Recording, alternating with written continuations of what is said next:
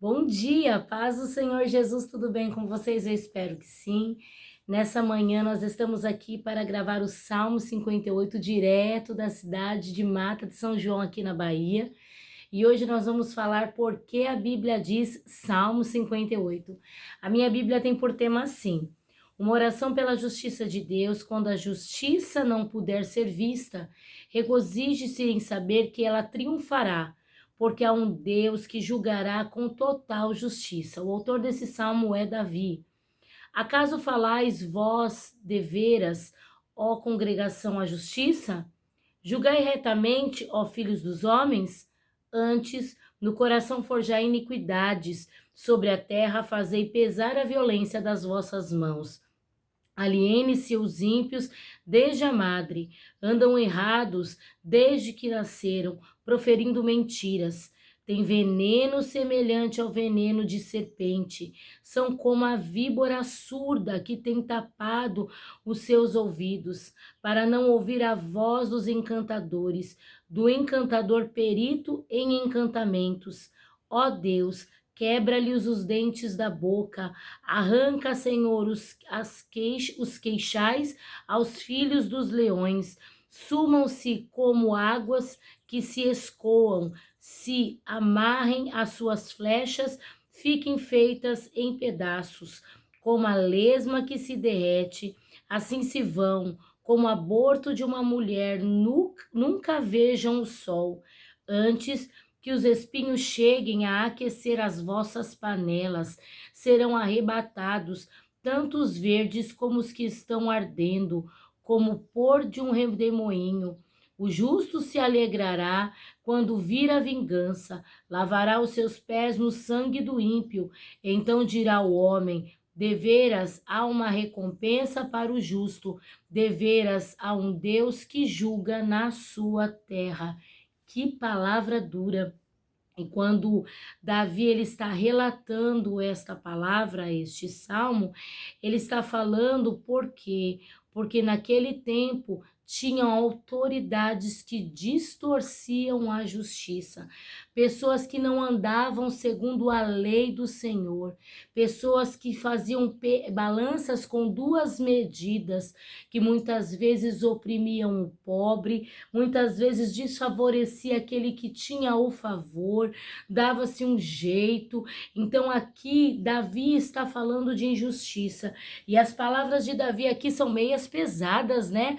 Olha só, tem veneno semelhante ao veneno de uma serpente, são como víbora surda, porque aquele que é injusto, ele não ouve a voz do Senhor. Aquele que é injusto, ele não pratica a vontade de Deus, porque o nosso Deus, o nosso Salvador Jesus o Cristo, ele é a justiça, ele é santo, ele é poderoso, ele não desfavorece a ninguém. Então, quando Davi rejeita aquelas pessoas que são injustas, ele está rejeitando aquilo que é contrário à característica do nosso Deus. E nós precisamos, como igreja, combater isso.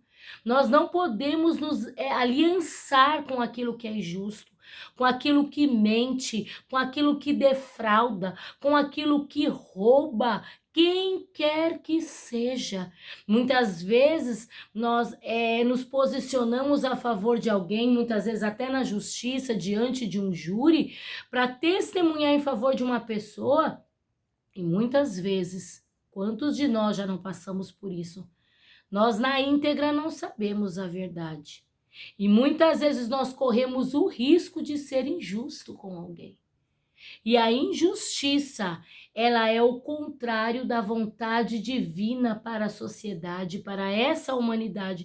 Porque o nosso Deus, ele odeia a injustiça, porque ele é santo e nós, como igreja, devemos combater. Combater o que, irmã Ângela? Bater em alguém? Não. Combater as falsas balanças, combater as mentirosas declarações, porque Deus não se agrada disso. E vai ter aqui no verso 11, diz assim, ó: Então dirá o homem: deveras há uma recompensa para o justo, deveras há um Deus que julga na terra. E aí você vai falar assim, irmã Ângela, mas quando esse Deus julga na terra? E esse Deus vai julgar o quê? E se você abrir a palavra do Senhor aqui em Mateus 25, do versículo 40 ao 45, diz o que agrada e o que desagrada a Deus. Olha só. E respondendo o rei lhe dirás, em verdade vos digo, que quando fizeste a um destes meus pequeninos, os irmãos, a mim o fizeste.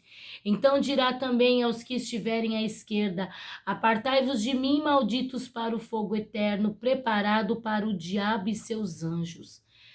Aqui é um tratar com os injustos, porque eu tive fome e não me deste de beber, tive sede e não me deste de beber. Sendo estrangeiro, não me recolheste. Estando nu, não me vestiste. Estando enfermo na prisão, não me visitaste. Então eles lhe responderão, dizendo: Senhor, quando te vimos com fome, ou com sede, ou estrangeiro, ou nu, ou enfermo, ou na prisão, e não te servimos? Quando fomos injustos, Deus?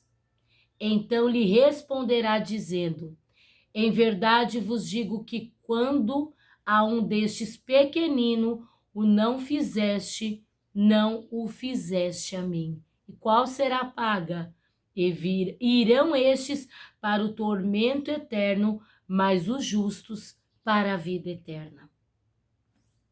Então, o que o Senhor propõe a nós? Que nós tenhamos que dar comida a quem tem fome, dar bebida, água a quem tem sede, vestir o que está nu, cuidar e hospedar do estrangeiro e cuidar daquele que está doente, visitar o enfermo, levar uma palavra de ânimo a quem está em prisões. E quando eu falo em prisões, eu não falo só na detenção, não. Tem pessoas que estão com a alma aprisionada e muitas vezes você tem a palavra da verdade na boca e você retém por medo, por covardia, mas nessa manhã o Senhor nos chama a ser justo, a ser santo, a ser íntegro, a manter a palavra da verdade dentro da nossa boca e sobre a nossa vida cotidiana e liberar ela sobre a vida de alguém. Nessa manhã, se proponha a ser justo a alguém, se proponha a ajudar alguém nessa manhã. Se alguém está aí na tua mente, que você acredita que está passando por um momento de dificuldade, envie uma mensagem, envie uma palavra. Se você nessa manhã pode socorrer alguém com um abraço, com uma palavra de ânimo, até mesmo com um recurso, quer seja financeiro, quer seja material, socorra. Faça aquilo que o Senhor está propondo ao teu coração. Não tenha duas balanças sobre a tua vida. Farinha pouca, meu pirão primeiro. Não. Deus não se agrada disso.